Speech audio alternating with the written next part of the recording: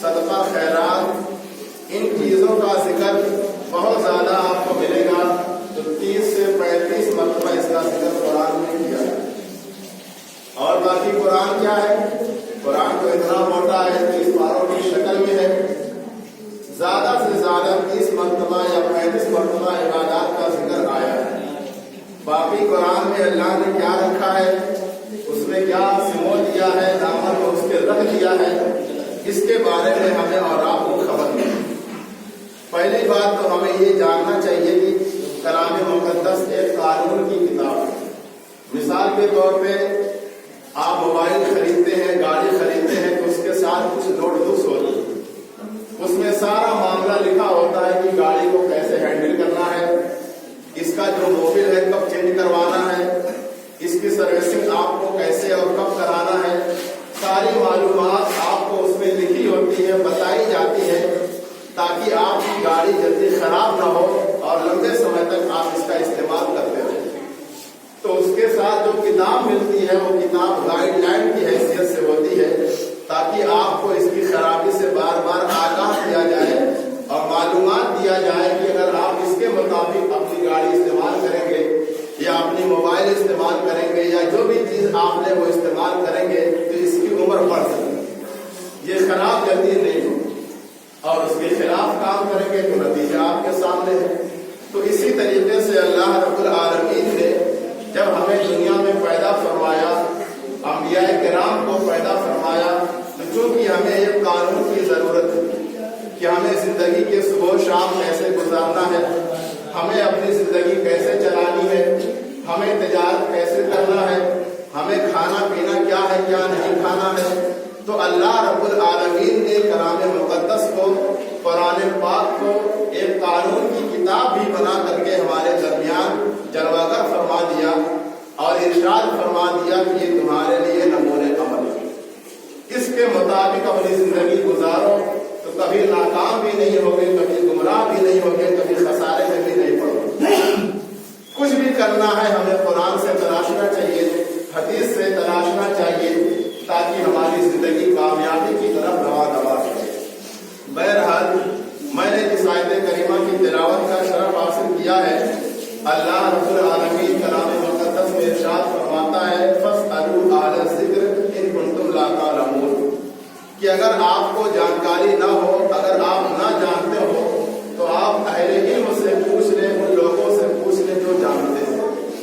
تو اس میں اللہ نے ایک راہ دکھائی ہے، ایک مشورہ دیا ہے کہ کوئی بھی کام ہو اگر آپ کو اس کے بارے میں جانکاری نہ ہو تو آپ بلا جھجک بلا شرم و حیا اہل علم سے، صاحب علم سے پوچھ لیں، تاکہ آپ کو صحیح راستے کی رہنمائی حاصل ہو۔ لیکن ہمارا حال یہ ہے کہ ہم نہیں بھی جانتے ہیں تو اس پر بھی فخر کرتے ہیں اور غلط کام ہی کرتے ہیں، کیا کون پوچھنے جائے گا، کیا ہے ہم اپنے حساب سے کر لیتے۔ نہیں، دنیا کا کام تو آپ کر لیں، اس میں بھی حالانکہ نقصان ہوتا ہے آپ کا، لیکن دین کا کام جو ہے، مذہبی جو کام ہے، اگر آپ زندگی بھر غلطی کرتے رہے اور پوچھنے میں شرم و حیا محسوس کرتے رہے تو اس میں کسی دوسرے کا نقصان نہیں ہے بلکہ آپ ہی کا نقصان ہے۔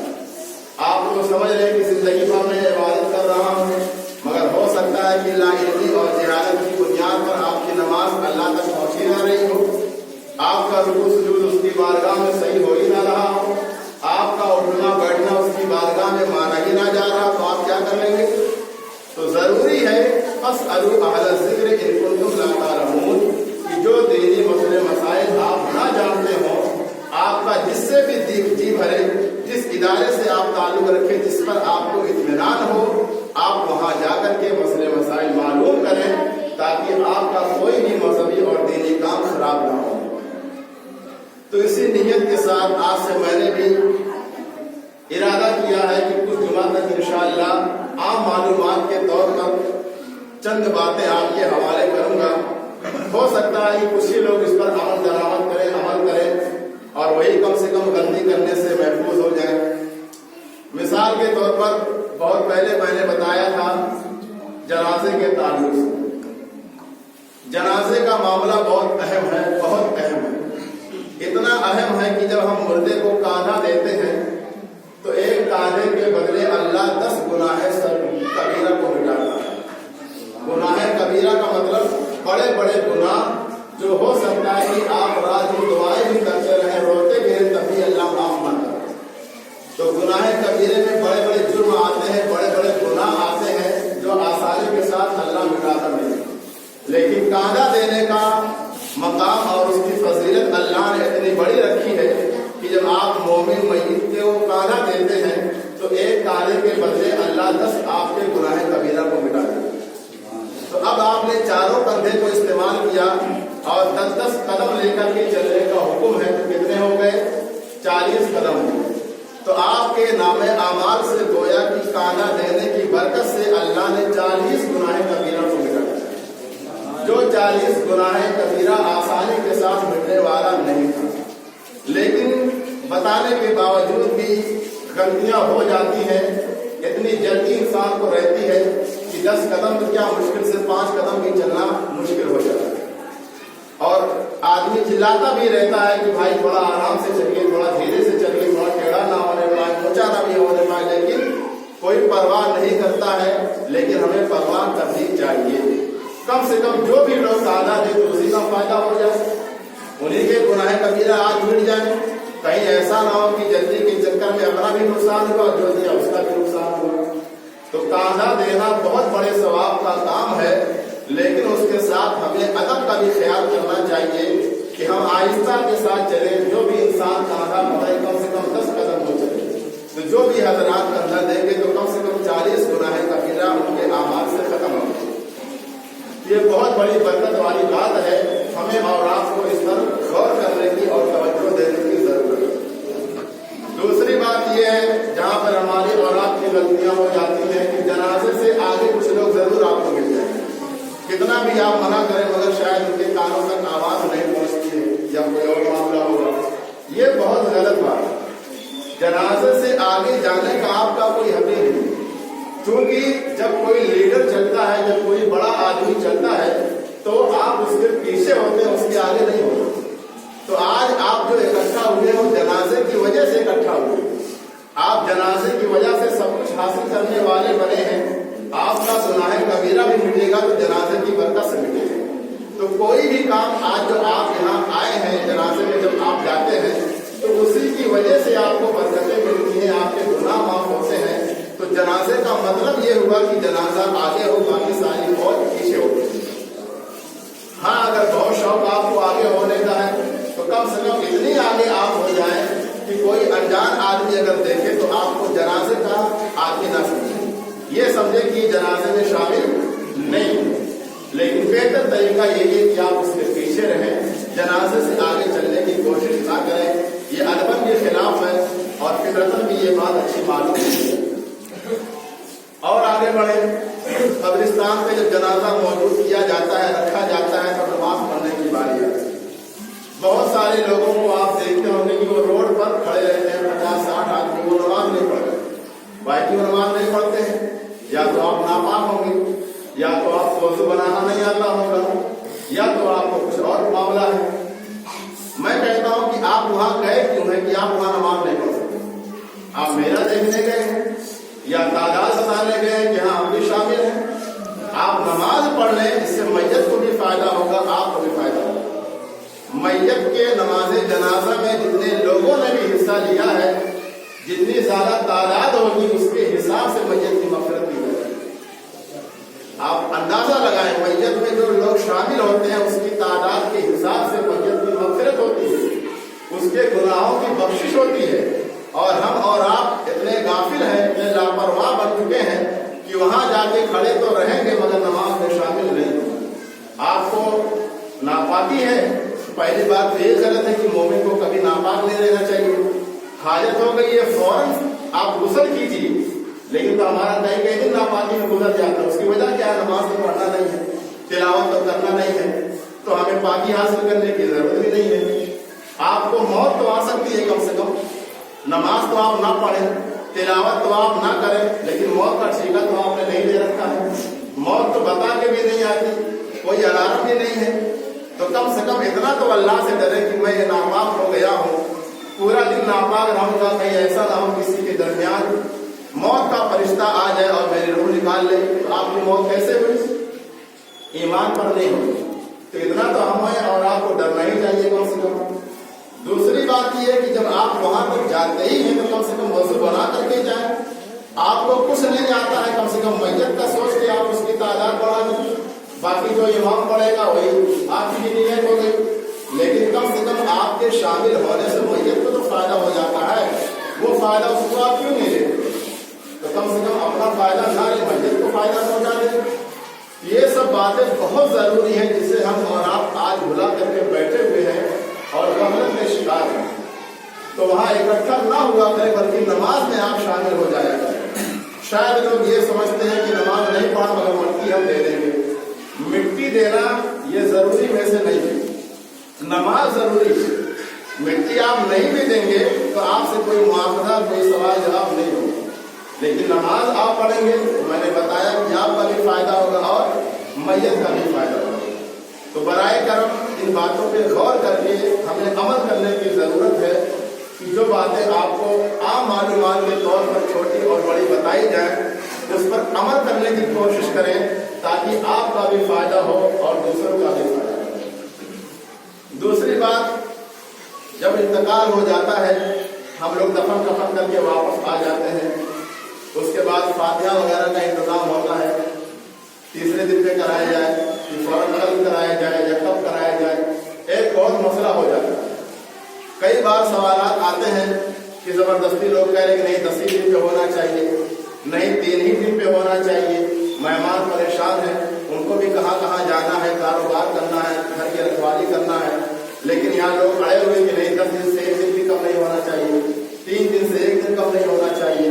तो मैंने शायद इससे पहले कहीं बताया है कि जो तारीखें होती हैं वो सिर्फ यादगार के लिए होती है, ताकि इस दिन आदमी इकट्ठा हो जाता है कि हाँ आज तीजा है तो तीसरे दिन पे आदमी इकट्ठा हो, 11वीं शरीफ है तो आज के दिन इंसान इकट्ठा हो।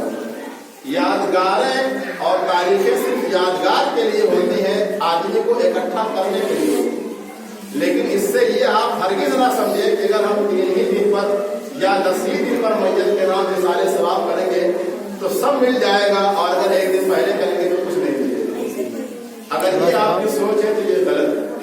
इसाले सवाब तो आप रोज करें, जितना आप करेंगे उतना पूरा का पूरा उसको मिल जाएगा। कोई इसमें कैद और शर्त नहीं है कि आप खामखा 3 ही दिन में करें, खामखा 10 ही दिन पर करें, कुछ भी हो जाए, नहीं। आगे पीछे होने से कोई मामला नहीं बिगड़ता है, कोई फर्क नहीं पड़ता है, ना तो उनके सवाब में ना ही आपके इसाले सवाब में।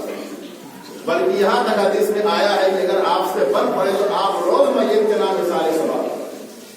लेकिन हमसे चूंकि मसरूफियात ज्यादा है, काम काज और इंसान को है, तो रोज तो कम से कम नहीं कर सकता है, तो कम से कम जब भी आपको मौका मिले आप उनके नाम इसाले सवाब कर दिया करें। क्योंकि आप गौर करें कि मैयत मरने के बाद अपने घर वालों की या अच्छे आमाल की मोहताज हो जाए। क्योंकि अब वो तो रोजा रख नहीं सकती है, नमाज पढ़ नहीं सकती है, अच्छे अमाल नहीं कर सकती।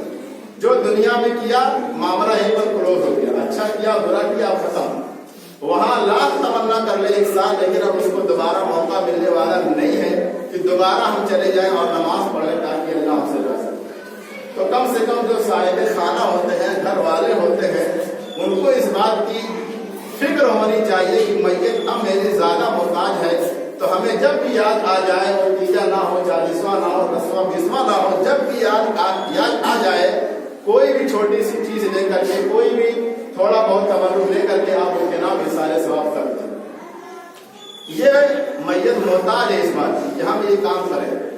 हदीस में आता है कि हर जुमेरात को मैयत जिससे भी घर से जो लोग रुखसत हो चुके हैं वो आती है, दरवाजे पर दस्तक देती है। क्यों दस्तक देती है? मिलने के लिए आती है? नहीं, वो इस बात को पता करने के लिए आती है कि ये घर मेरे जाने के बाद कैसा रहा। जब तक जिंदगी रही तब तक लोग बहुत चाहते थे, प्यार करते थे, मोहब्बत करते थे, अपनी नजरों से कभी दूर नहीं होने देते थे। आखिर वो इस बात का पता लगाने आती है कि 1 साल हो गया मेरे नाम कोई इसाले सवाब काम किया गया कि नहीं, आज जुमेरात ही का दिन है, आज मेरे नाम की फातिहा हो रही है कि नहीं। ये हदीसों से हमें पता चलता है कि हमारे घर से जो भी लोग इस दारे फानी से पूछ कर चुके हैं, वो हर जुमेरात को अल्लाह की रहमत और उसकी अता से हमारे घरों पर आते हैं, और इसीलिए आते हैं कि हाँ हमारे घर वाले हमारे नाम खुश कर रहे हैं कि नहीं। حدیث میں آتا ہے کہ ایک صحابی رسول صلی اللہ تعالی علیہ وسلم ان کے گھر میں کسی کا انتقال ہوا تو انہوں نے اس کے لیے کنواں کھدوا دیا. کنواں کھدوانے کے بعد انہوں نے آقا علیہ الصلوۃ والسلام کی بارگاہ میں عرض کیا ہے اللہ کے رسول میں نے مرحوم کی جانب سے میت کی جانب سے یہ کنواں کھدوا دیا ہے کیا یہ ایصال ثواب بن سکتا ہے؟ آقا علیہ الصلوۃ والسلام نے فرمایا یہ تو بہت بہترین صدقہ ہے کیونکہ یہ کنواں جب تک باقی رہے گا اور اس کنویں سے جب تک بھی لوگ پانی پیتے رہیں گے تمہاری میت کو ثواب ملتا رہے گا اس کے نام ایصال ثواب ہوتا رہے گا. تو ان تمام کی چیزیں صدقہ جاریہ ہوتی ہے میت کے ایصال ثواب کے لیے ہوتی ہے. تو ہمیں اور آپ کو چاہیے کہ جب بھی آپ کو یاد آ جائے قبرستان کا چکر لگا لیں, جب بھی یاد آ جائے اپنے گھر پر یہ پانیاں جلا دے. کوئی ضروری نہیں ہے کہ 1 کلو لڈو لایا جائے 1 کلو بالوشاہی لایا جائے, نہیں. آپ نماز پڑھتے ہیں اسی نماز کا ثواب بھی آپ اپنے مرحومین کے نام کے سارے ثواب کر سکتے ہیں. یہ تھوڑا سا سننے میں عجیب لگ رہا ہے. دوسرے کی جانب سے ہم نماز نہیں پڑھ سکتے کہ میرا باپ بوڑھا ہو گیا ہے تو اے اللہ اب میں اپنے باپ کی طرف سے نماز پڑھ رہا ہوں, یہ نہیں ہو سکتا. لیکن میں نے جو نمازیں پڑھی ہیں ابھی جمعہ کی نماز میں پڑھوں گا تو میں اس کے بعد یہ ضرور کہہ سکتا ہوں مولا میں نے جو آج جمعہ کی نماز پڑھی ہے یہ میری پڑھی ہوئی نماز کا ثواب میرے مرحومین کے نام کے سارے ثواب یہ ہو سکتا ہے. تو آپ اپنی نماز کا ثواب بھی مرحومین کے نام کر سکتے ہیں اور بھی کسی کے نام کر سکتے ہیں. اپنے ہر اچھے اعمال کا یہ سارے ثواب کر سکتے ہیں. پانی پر فاتحہ دلا سکتے ہیں, ہر جائز کھانے والی چیز پر آپ فاتحہ دلا سکتے ہیں. تو ان تمام باتوں کو غور کرنے کی اور عمل کرنے کی ضرورت ہے. اللہ رب العالمین کی بارگاہ میں دعا ہے کہ ہمیں ان تمام باتوں پر عمل کرنے کی توفیق عطا فرمائے.